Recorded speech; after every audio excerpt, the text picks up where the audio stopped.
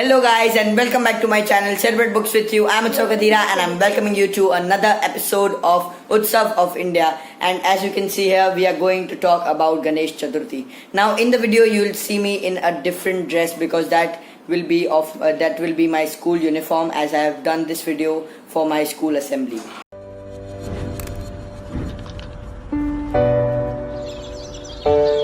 Ganesh Chaturthi celebrates the birth of Lord Ganesha, the god who is known by 108 different names that include Sukhkarta, the one who brings happiness, Dukkharta, the one who takes away all our problems, Vignaharta, Lambodar, Gajanan, and many more. Lord Ganesha is said to be the god of wisdom, prosperity, and knowledge. So I'll share a short story which clearly defines the immense knowledge and smartness of Lord Ganesha.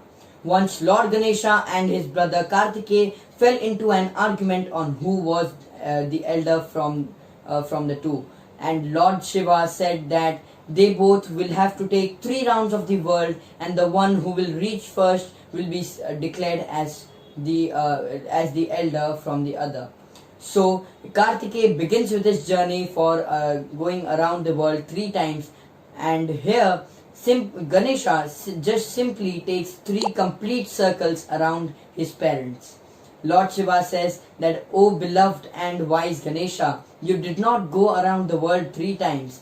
But with this, Lord Ganesha replies that, "No, but I did take 3 whole rounds of my parents, and my parents mean the entire world to me." Now you might be thinking that why do we say Ganpati Bappa Moria? There are 2 main reasons for this saying, and the first main reason is that Moria Gosavi is a huge devotee of Lord Ganesha, and so his name was attached to Lord Ganesha's name, and we say Ganpati Bappa Moria. The second reason is that Moria also means Namaste, so we say Ganpati Bappa Moria. Now let's move on to Ganesha's symbolism. The big head of Lord Ganesha symbolizes that we all must have the ability to think big. The small eyes of Lord Ganesha say that we all must have sharp, concentrating and thinking power. The large ears of Lord Ganesha say that we all need to listen more. Whereas the small mouth of Lord Ganesha represents that we need to talk less, because nowadays sometimes people talk much more than they need to. The trunk of Lord Ganesha symbolizes that one must have his efficiency to be successful in one's ventures. The big belly of Lord Ganesha symbolizes that we must accept and digest all that is given to us by our life, may it be good or bad, ugly or beautiful.